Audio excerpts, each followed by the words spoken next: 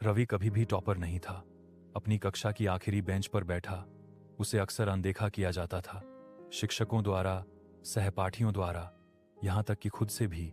एक गरीब परिवार में जन्म लेने के बाद उनके दिन सूर्योदय से पहले शुरू होते थे, जो चाय की दुकान पर अपने पिता की मदद करते थे और एक मंद स्ट्रीट लाइट के नीचे किताबों के साथ समाप्त होते थे, क्योंकि उनके घर में बिजली नहीं थी।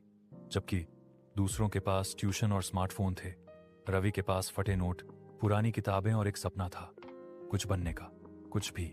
यहां तक कि टूटी फूटी अंग्रेजी में सवाल पूछने पर, मजाक उड़ाए जाने पर भी उसने कोशिश करना कभी बंद नहीं किया। भूख, असफलता और अस्वीकृति उसके दैनिक जीवन का हिस्सा थे, लेकिन दृढ़ संकल्प भी था। एक शाम उसने एक शिक्षक को यह कहते सुना, वह इस साल पास नहीं होगा।